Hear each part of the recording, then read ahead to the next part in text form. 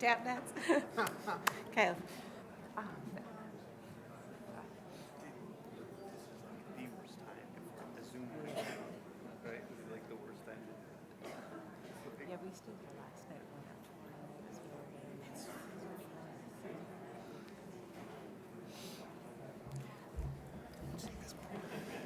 So just real quick, while we're waiting on the technical glitch to work out, please, again, fill in. We've got seats open and available. If you're standing in the back, you don't need to be. And furthermore, reminder that after this is the welcome reception. All are invited out to the culinary garden. And then tomorrow morning, 8 o'clock, we start up right here live with a review of the counterterrorism threat from Tom Sanderson. So with that, I understand we are now connected. Elaine. All right, thank you.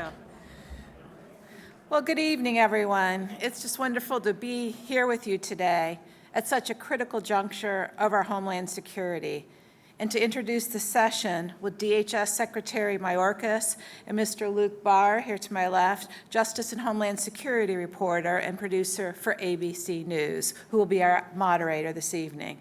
Mr. Secretary, thank you for joining us this morning here and again this evening. And Mr. Barr, welcome. In introducing this chat about now and the way ahead, I want to talk briefly about partnerships. DHS was formed on the basis of partnerships, and Secretary Mayorkas leads DHS today with that same partnership approach. The National Incident Management System spells out roles for a coordinated national effort with responsibilities for all levels of government across the United States, but not just for federal, state, local, and tribal government. The NIMS also spells out roles for non-governmental organizations and the private sector in preparing for, responding, and recovering for incidents. When you look at every significant incident since 9/11, DHS has been front and center with solutions, but never alone, always with partnerships. That is why Deloitte has sponsored this forum today, and that's why all of us in the room, whether we're from private sector, NGOs, or government, are here, because we recognize the importance in all parts of the Homeland Security enterprise coming together with individual and collective expertise and practices to protect our homeland. Now moving on to a personal partnership, my relationship with Secretary Mayorkas. It began in 2009 when I was Undersecretary for Management and he was the incoming director of USCIS.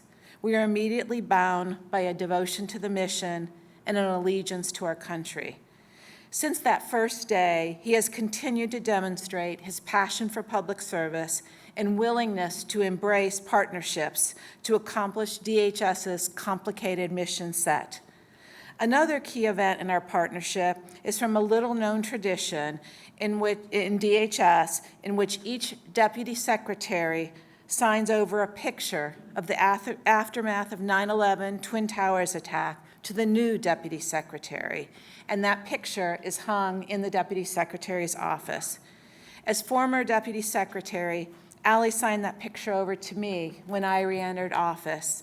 That picture of the fallen Twin Towers reminds us of the need for and the value of Homeland Security enterprise, public sector, government, and NGOs, our partnership, our passion.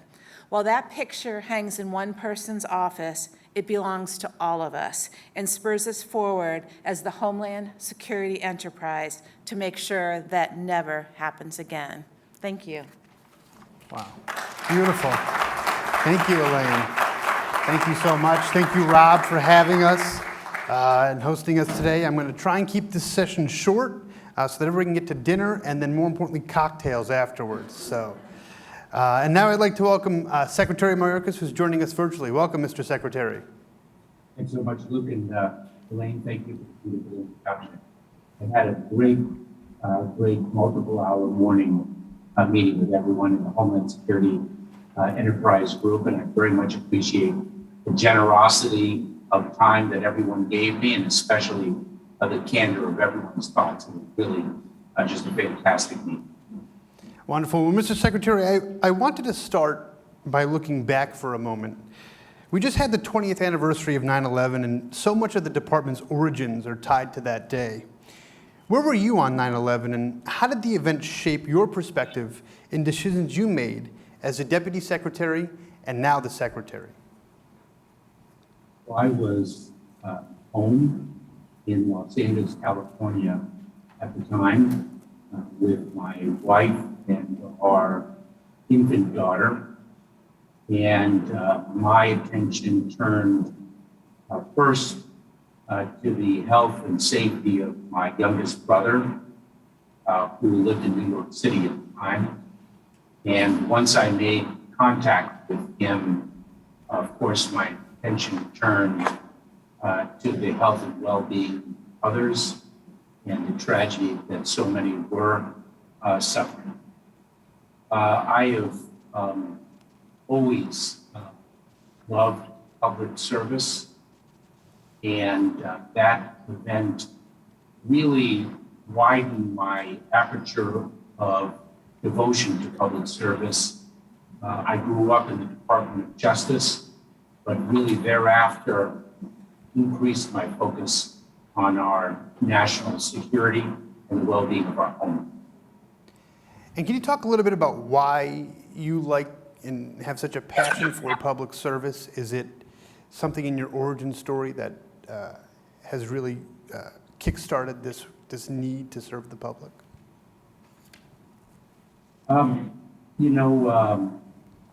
Both of my parents went through quite a lot in their lifetime. My mother fled Holocaust from Romania to France to Cuba as a refugee. My father lost the country of his birth, his business, and where he had intended to and hoped to raise his young family in Havana, Cuba. Both of them came to this United States with my sister and me in tow because of what this country represented to them. They wanted to raise their family in a democracy. And it is out of that abiding respect for what this country gave to us and what this country has given to so many others that I wanted to dedicate my career to it. Yeah, and I do want to talk about sort of the threats to the homeland and how they've evolved from 9/11 to now. Can you talk a little bit about those threats from 9/11 briefly? Sure. So in the immediate aftermath of 9/11, we're ensuing approximately 10, perhaps more years, the focus was on the foreign terrorist fighter, the individual who sought to penetrate our defenses, enter the United States to do us harm. That evolved in the second decade to really the most prominent threat became the homegrown violent extremist, the individual already resident in the United States who was radicalized by a foreign terrorist organization's ideology and sought to do people harm here. Over the last several years, we've seen that threat evolve once again. We consider the greatest threat to the homeland, the greatest terrorist-related threat to the homeland, to be the domestic violent extremist, the individual or loosely affiliated group of individuals who, based on an ideology of hate or false narratives propagated by social media or other online platforms, are driven to violence. That doesn't mean that prior iterations in the threat landscape or on the threat landscape have disappeared or that we no longer pay attention to them, but rather the evolution has changed what has become over the years the most prominent among the terrorism-related threats. Yeah. Are there any constant threads that you see between, the foreign terrorist organizations that we have been fighting and continue to fight and domestic violent extremists of today? I would say ideologies of extremism would be the thread, and then, of course, the connectivity to violence, which is where we get involved. I do want to move on to Afghanistan and DHS's role in Afghanistan and the resettlement of Afghans. Last month, the president put the department in charge of helping Afghans resettle to the United States. The mission has faced numerous challenges. What are you doing to make the process run more efficiently and more safely? So a couple of things. Let me lay out the process, if I may, because this is a post-evacuation process, if you will. What we have done as a government is Departments of Defense, State, and Homeland Security have negotiated with allies to serve as transit countries, places where the Afghan nationals can reside for a short period of time while we conduct our security screening and vetting before they are resettled in the United States and, of course, in other countries as well. Then once our screening and vetting is accomplished there, it's as everyone knows, it's an ongoing process. It's a recurrent vetting process. They are brought to the United States. The screening and vetting continues. Their immediate needs are addressed in 2 ports of entry, Dulles and Philadelphia airports. They are then taken to a facility where they can be vaccinated. They've been COVID tested, food, change of clothes, counseling, the immediate needs are addressed, and then brought, if they do not have family, friends, or other infrastructure here in the United States, brought to military facilities where their cares are needed and they are on the road to resettlement. We're working very, very closely with civil society, nonprofit organization, state, local municipalities, really in an all of America effort to achieve the safe, secure, and humane resettlement of tens of thousands of people. And I did want to get that number from you. Do you know how many Afghans have fully resettled into the United States?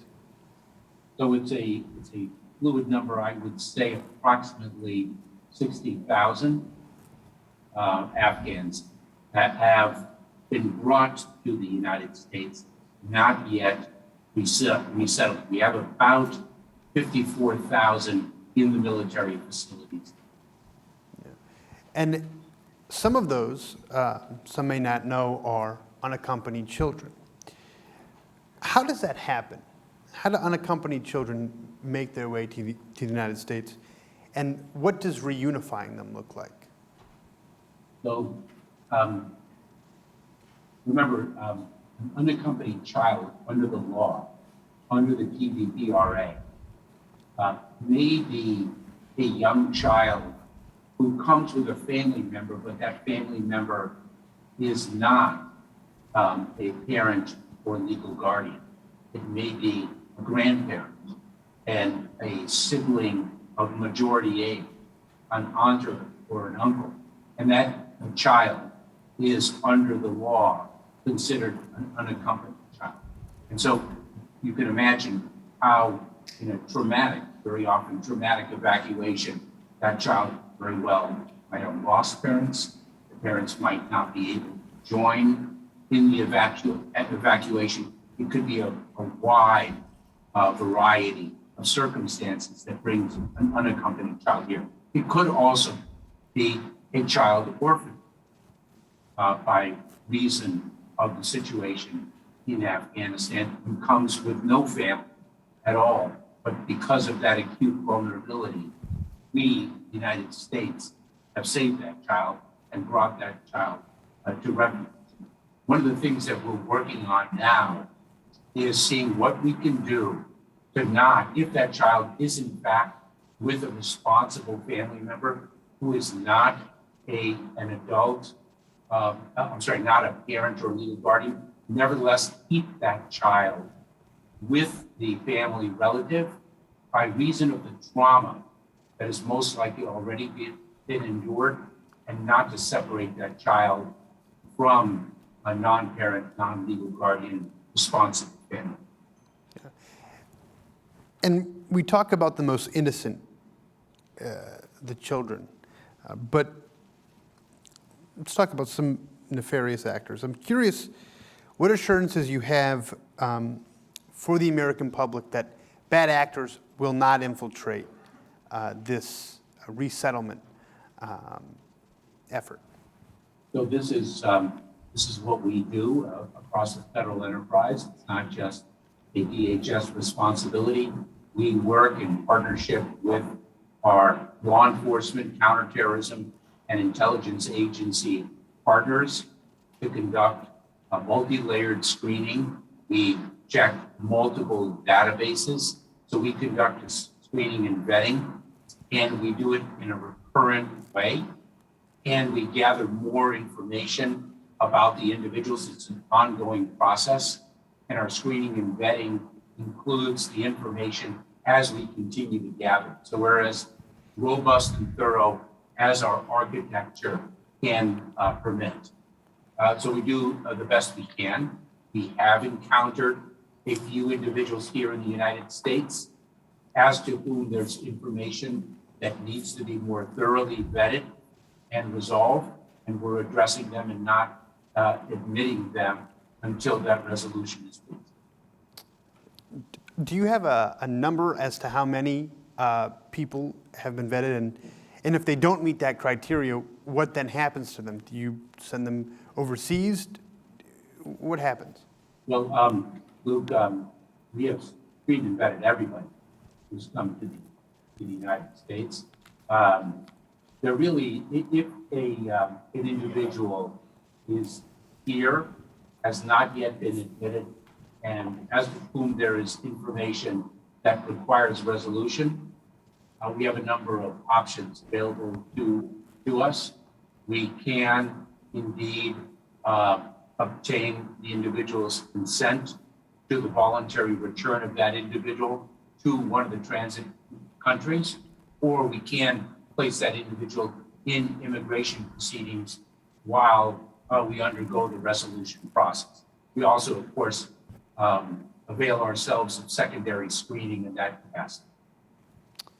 And I just wanted to make clear, are there people that have come to the United States that have been deemed a security risk? There have been people who have arrived in the United States as to whom we have received information that requires us to dig deeper and resolve.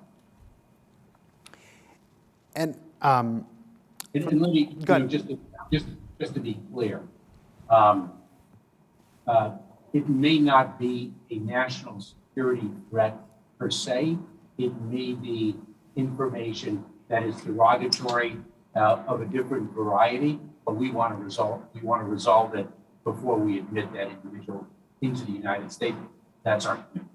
And what does that derogatory information look like? Well, it could be, for example, an individual who appears to have, might have a petty offense that we look at and superficially we assess as a petty offense, but it's a petty offense committed in Afghanistan, and we've got some studying to do to make sure that our understanding of it is indeed accurate, and the offense does not create for us an understanding that the individual poses a public safety threat of whom we cannot admit into the United States. We just have to dig, and that's what we did. And I just wanted to get one more question on Afghanistan before we move on to domestic violent extremism, which I know is a topic that you care deeply about. But do you believe the lack of U.S. presence in Afghanistan makes us vulnerable to an attack because there's significantly a reduced intelligence presence there? So I don't. because I think that we have different means of gathering information and intelligence around. And I want to move on to. So I don't want to. What I mean to say is, I think the suggestion that we've lost visibility, I think, is an overstatement. Whether our visibility has been reduced, we no longer are present. So yes, indeed, it has. That's, I think, axiomatic. But one should not think that we've lost all visibility. Fair enough. I do want to move on to domestic violent extremism because our time is limited. You said at the outset that domestic violent extremists pose the biggest threat to the homeland, and the department has put a priority on domestic violent extremists, especially after January 6th. Why do you feel that they are the biggest threat to the homeland that we are facing right now? So Luke, I would say, and I apologize if I misspoke, I would say that that poses the most significant terrorism-related threat to the homeland.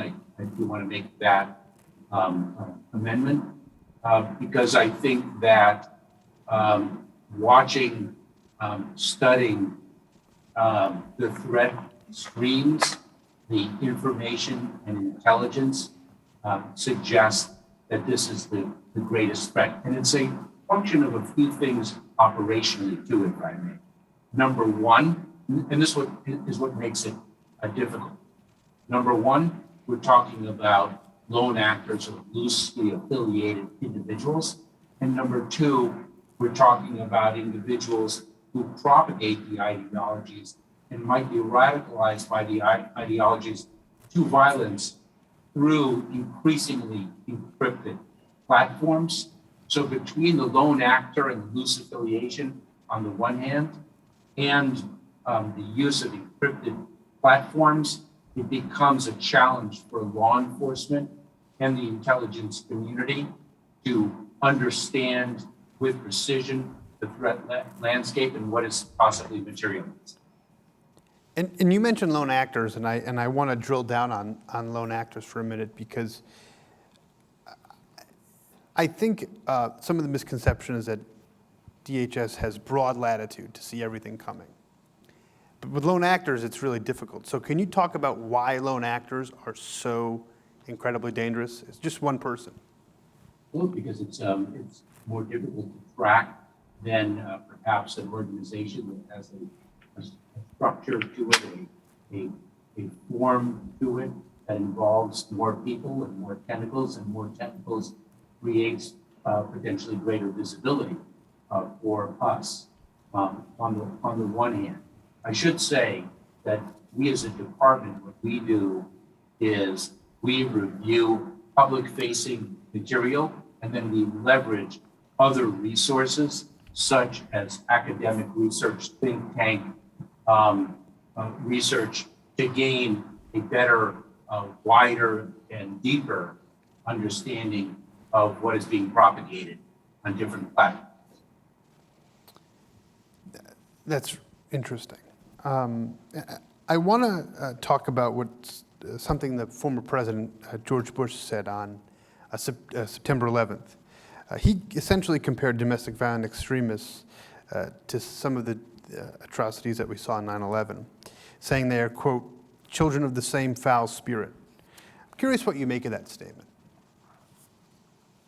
I want to give that statement a thought. I think that individuals who are radicalized by false narratives or ideologies or hate that commit violent acts, I condemn that with all the strength and vigor of this department.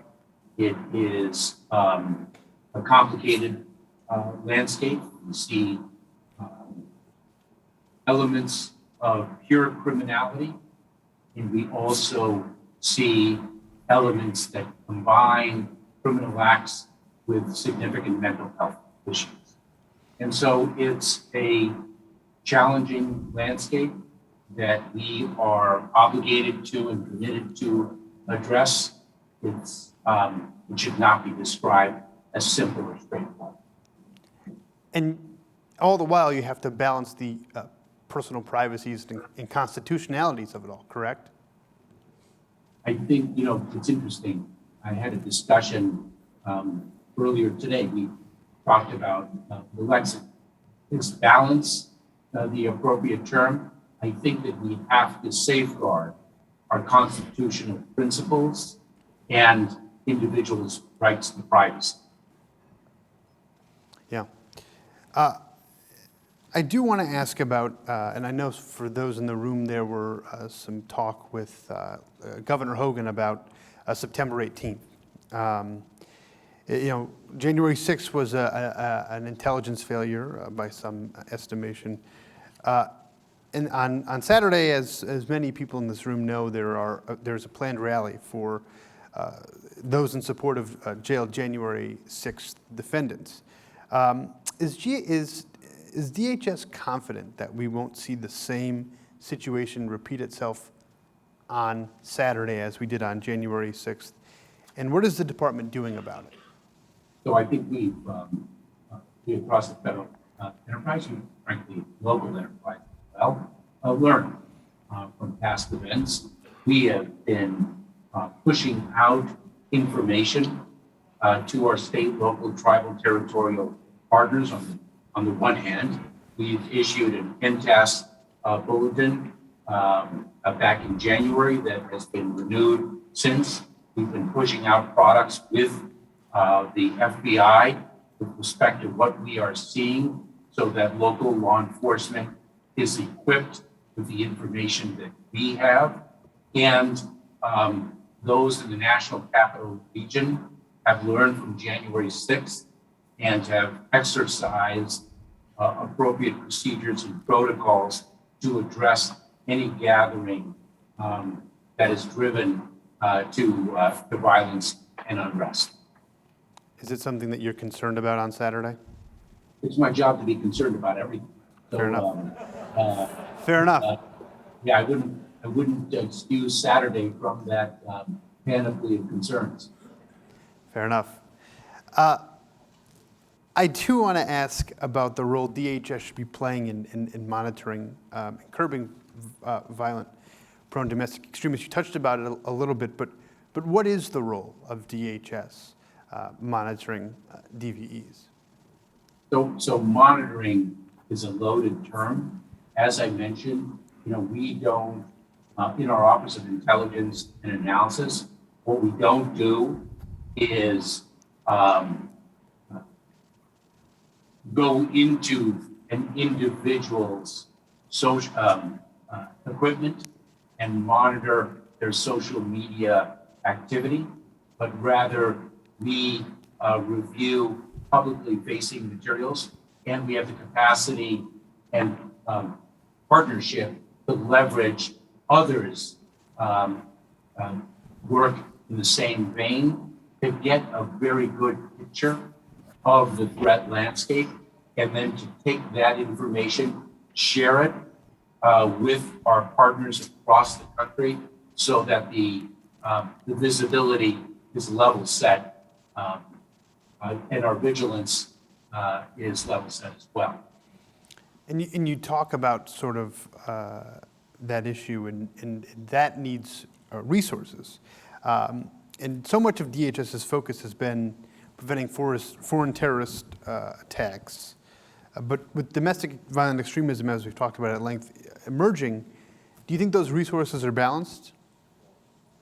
I think that we are nimble to address the evolutions and threat that we have seen and that our country has experienced. I think that we can do that. One of the things that I am very focused on is building the infrastructure, building the architecture to be ready for the next evolution, the form of which we might not yet know. So one of the things, I'll give you an example. In studying the IT infrastructure in the Office of Intelligence and Analysis, I learned that we don't have the infrastructure to ably push out to state, local, tribal, territorial partners as rapidly as we should certain intelligence products on the high side. And so we're investing $85 million to really build that infrastructure and have that capability to really disseminate information with the rapidity and urgency that the moment might need, or need, I should say. That's an infrastructure change that I'm focused on building. And from that lesson, we're looking across the department to see, are we, we're alert from a vigilance perspective, but do we have the infrastructure? Do we have the operational capacity to meet what the future might bring? And that's something that we're really studying very carefully and we intend to build, and we will seek the budget resources to build. Yeah. I do want to move to a different topic, which is the southern border. Of course, as we know, DHS's role on the border is quite vast. In July, 210,000 people crossed the border illegally. That is the most ever since 2000, as I'm sure you're aware. Some Republicans in Congress have called the situation on the border a crisis. And based on that number, is it a crisis? And if not, what constitutes a border crisis? So certainly an undue amount of attention has been paid, in my opinion, to words. We're focused on the situation. This is the way I look. Early this year, we had a significant challenge, the number of unaccompanied children crowded in border control stations. That what I felt then, and I continue to feel, that a border control station is no place for a child. I said at the time that we had a plan, that we were executing on a plan, and the plan takes time to see through to fruition. And indeed, in less than 60 days, we addressed that situation. And just as we are addressing the situation of the number of encounters at the southern border on a daily, weekly, and monthly basis, the number on average per day has dropped materially. We have employed a number of tools to achieve that outcome. Once again, we have a plan, we're executing on it, and the situation doesn't change at the flick of a switch.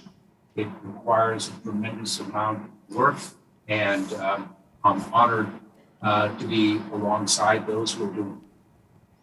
Yeah, and one of those tools in the toolbox was the getting rid of, for lack of a better word, the Remain in Mexico policy. But the Supreme Court had ruled in favor of keeping it based on some legal language. What is the status? Go ahead. They didn't quite issue that ruling, but they refused to impose a stay of the injunction that was issued.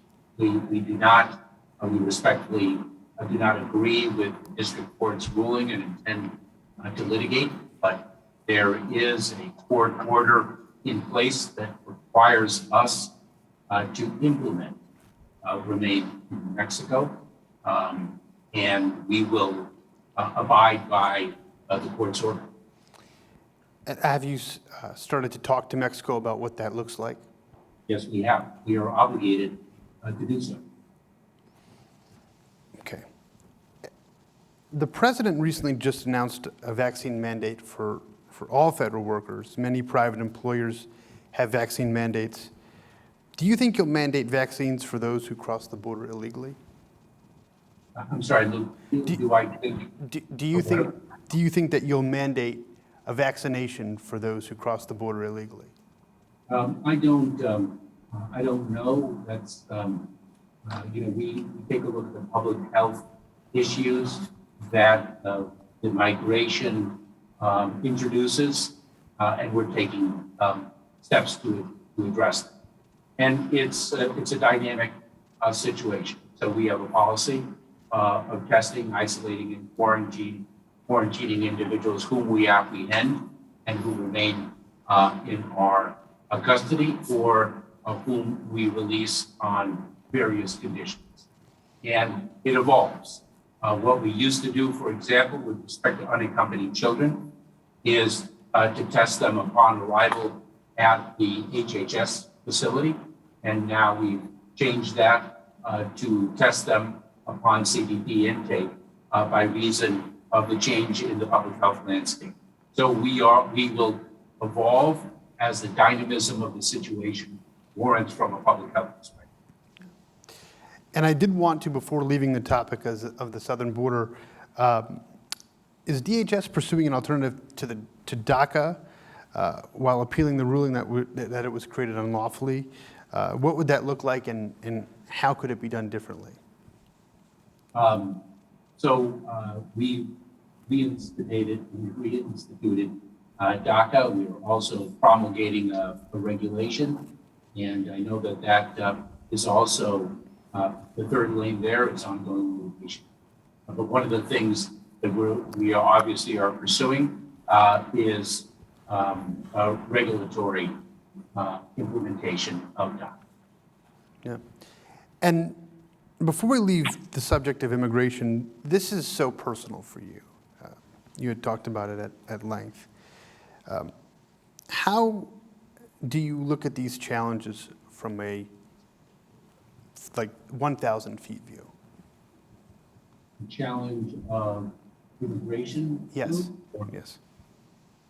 Well, I think different aspects of the challenge bring different thoughts to mind.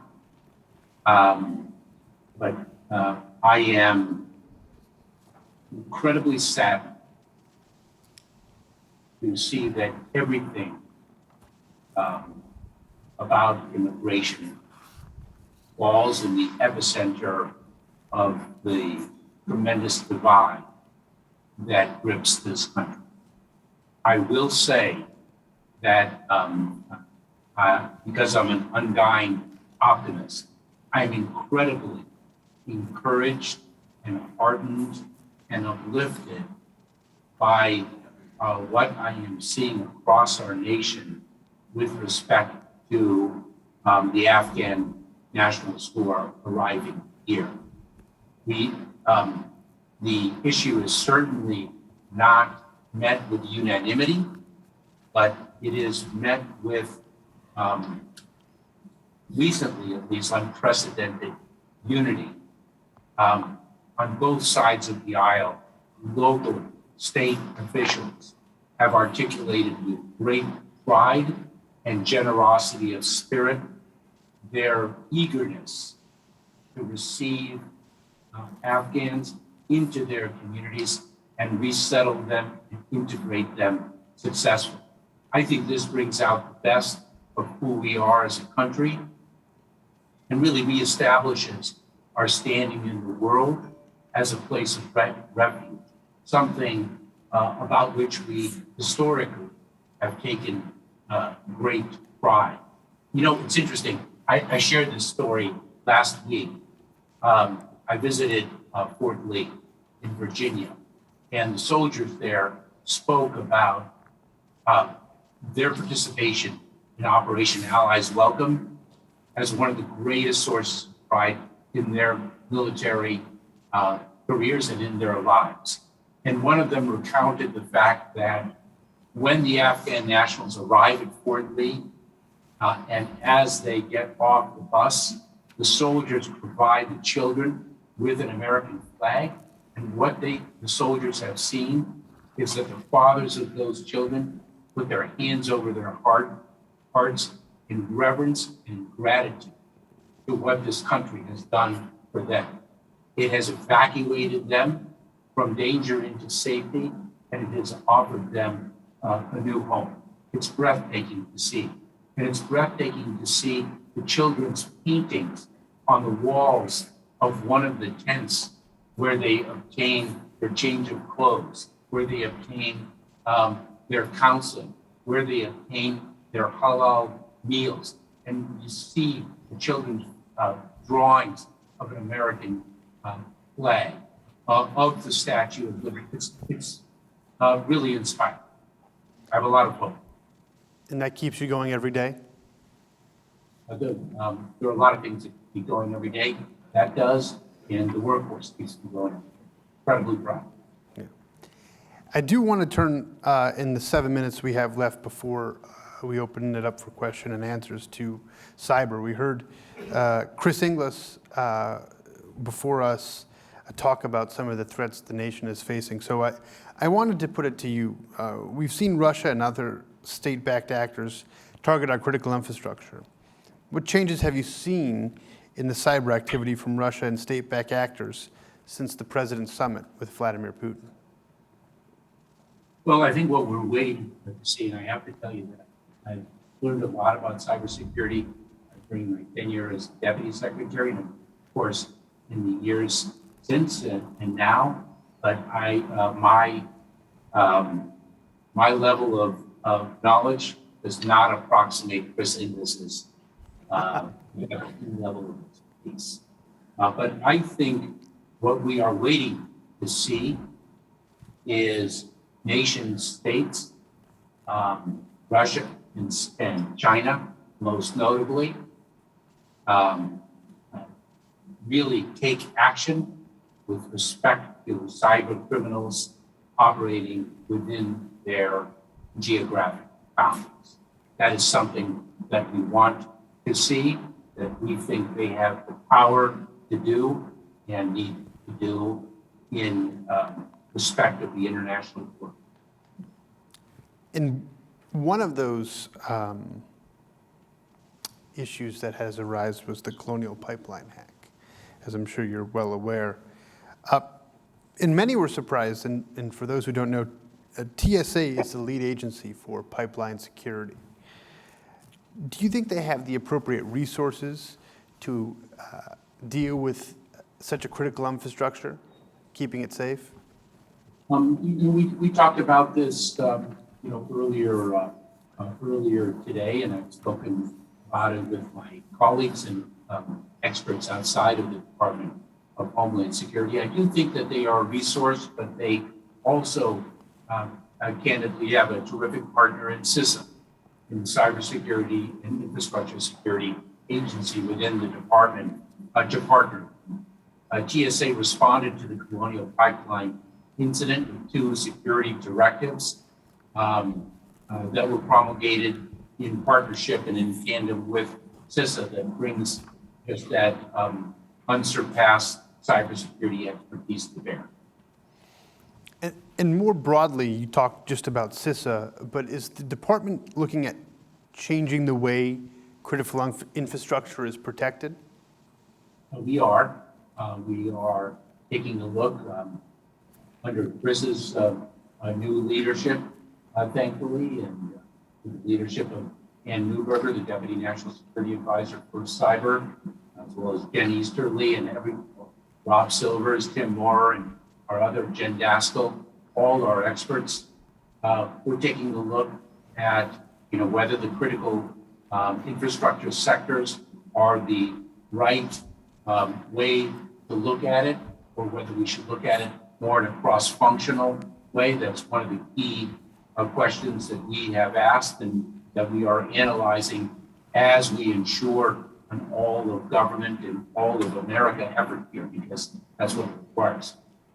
Yeah. That is a very, very significant threat to homeland and to our nation's security, cyber. Yeah.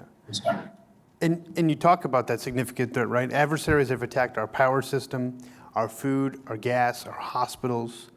So what exactly is that red line for nation states? What will be done if one of the nation states or nation-backed actors crosses them?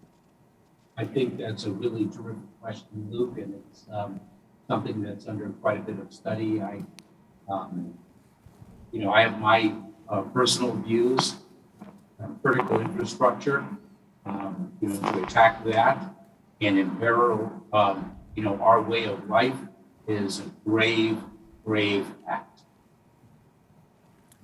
Would you care to share any of those personal views? Or? Let me give you an example. In the last few weeks, a hospital system that is resident in multiple states, small hospital system, was hit by a ransomware. They lost the ability to provide acute medical care to their patients in a medical hospital. I find that, I find that, cyber attacks to be unacceptable writ large, but that to me is something that calls out for the development of international norms and a consequence. We have just about 2 minutes left, so I did, and then we'll open it up for questions, both online and in person here. But I did want to end on sort of a lighter note, because you talked to us last week, and you were very proud that you were 7 months on the job. And so you were deputy secretary, as many people know. Jay Johnson was secretary. Now that you're in the top job, is there anything that you feel like you understand as secretary that you didn't understand before? And is there anything about being in the top job that makes you go, oh, I get it now?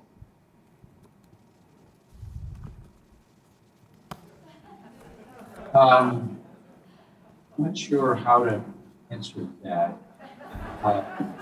I think I had a good understanding, of the weight that I bore as the deputy secretary, but the weight that Secretary Johnson bore even more so as the secretary. I think I understood it very well,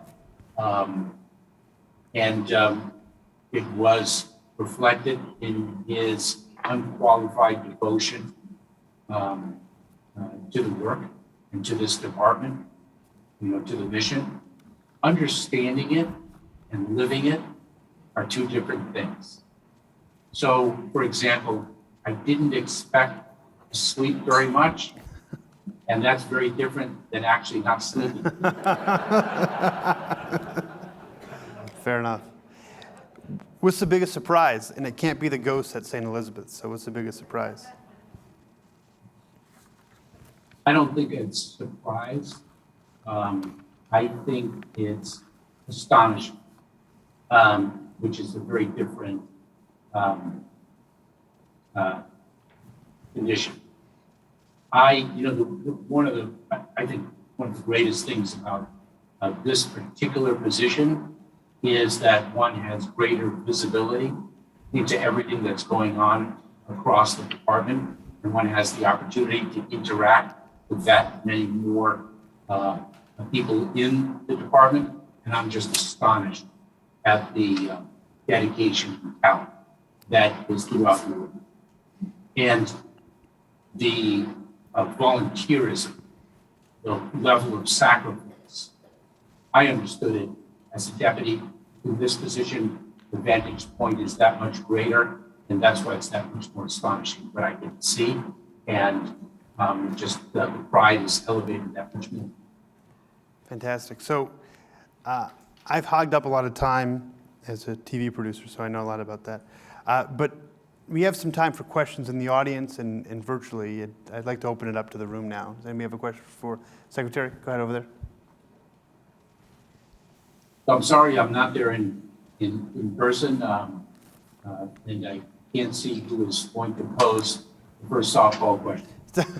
I wish it was going to be a softball. I'm so sorry.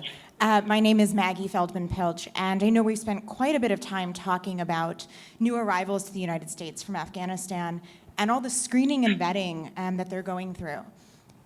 An alarming amount of screening and vetting, maybe. But a huge number of these Afghans have worked for or with the United States for decades.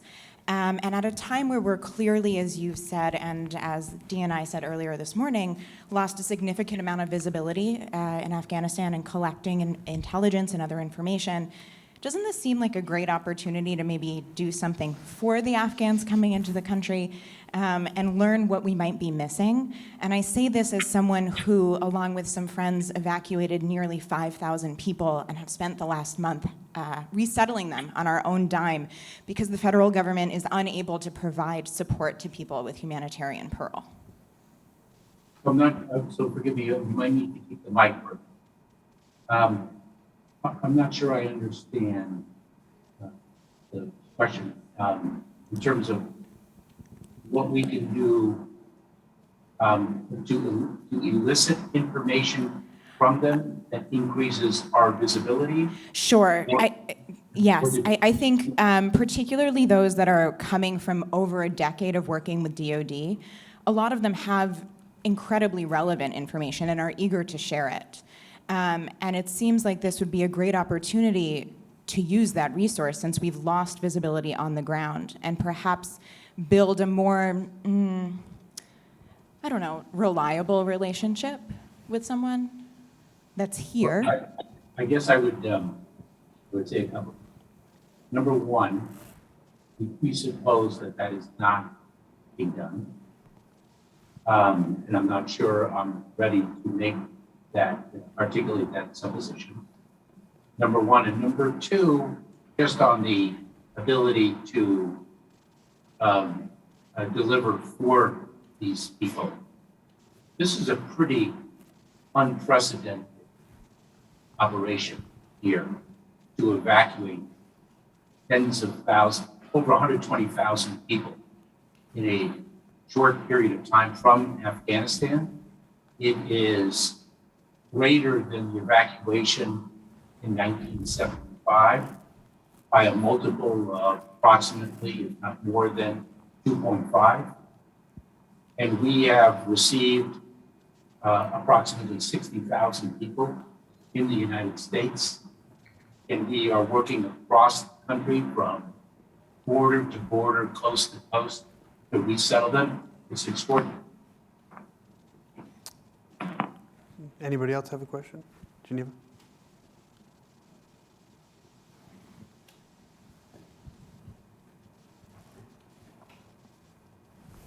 Sorry, Mr. Secretary, getting the mic. Mr. Secretary, good evening. Geneva Sands with CNN. Also on the Afghanistan resettlement, we know that most people are being allowed into the U.S. on humanitarian parole. Are you going to need help from Congress to create a more permanent refugee status for the people that are entering the U.S. through this evacuation? So I guess, and let me take a step back and explain, share with everyone the population, its composition, and then why that's a yes. So we have U.S. citizens, lawful permanent residents, special immigrant visa holders, and their families.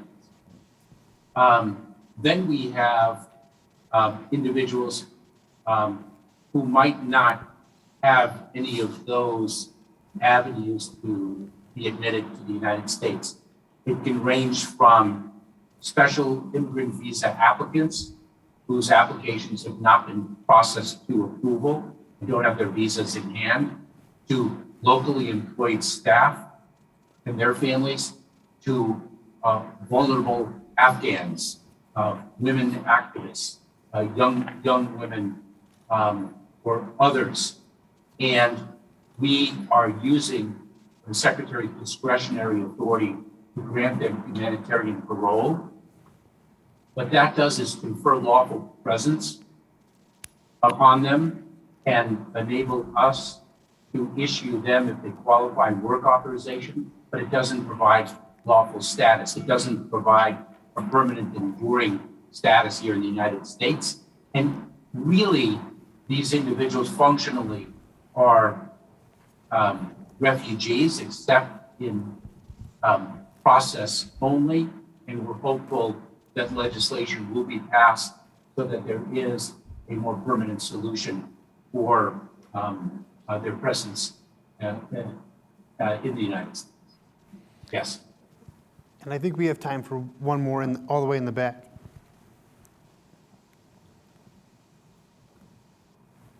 Hey, Mr. Secretary, it's Nick Miro from the Washington Post. Something I've been wanting to ask you for a while, and I'll just do it here in front of a few other people, which is to get you to reflect a little bit back about those early days when the administration rolled back so many of the previous administration's enforcement policies on the southern border. I've seen this administration really consumed with the situation at the border, responding to it, and in some ways responding to the dynamics that were set in motion in that early phase. So I just wanted to ask you, knowing that you weren't in the secretary's seat in that initial period, it took a little while for you to get confirmed. Do you think the administration moved too fast in those days to sequence those reversals?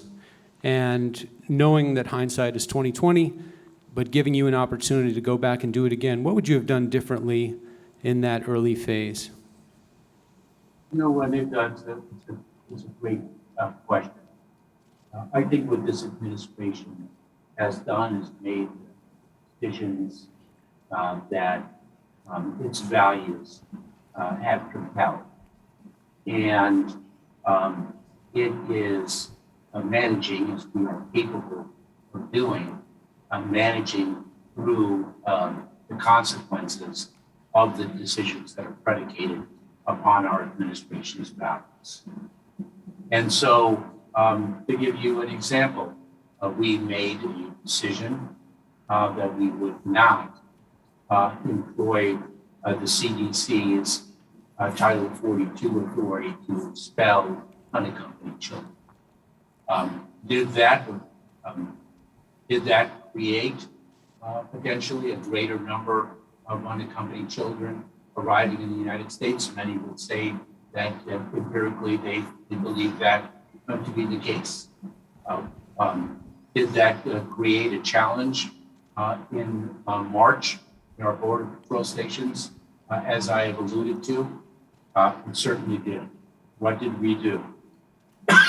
With our operational capabilities, we deployed FEMA personnel, 300 personnel from U.S. Citizenship and Immigration Services.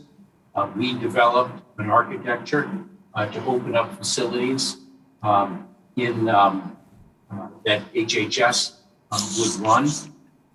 We delivered adjudicative capabilities so that the time that it took to identify sponsors, families for those children who could receive them and provide them enduring shelter was accelerated. We did that. We did that in 60 days. Might some say we moved too quickly? Yes. Others will say we should never have had to move at all. So I think what we do is we make the decisions that our values and our thoughts dictate, our strategies dictate, and then if the consequences are predictable, hopefully we plan for them. If the consequences surprise us, then we adapt, nimble, and we develop operational plans to address them. And that's not to say that perfection is always achieved, but I will say this, that the integrity of the decision. Well, I think with that, Mr. Secretary, that's all the time we have. Thank you so much for the session today. It was great, and have a wonderful night. Thank you.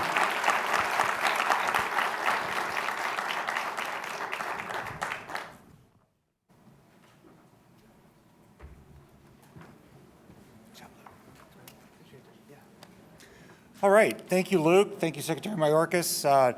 So that ends the evening's plenary sessions. Again, thank you all for coming and arriving. We are now welcoming everyone out to the culinary garden out the back doors here for a welcome reception hosted by our silver partner, Securonics. And then there's the invitation-only dinner followed after that. So please come outside, enjoy the warm weather, and some more socialization.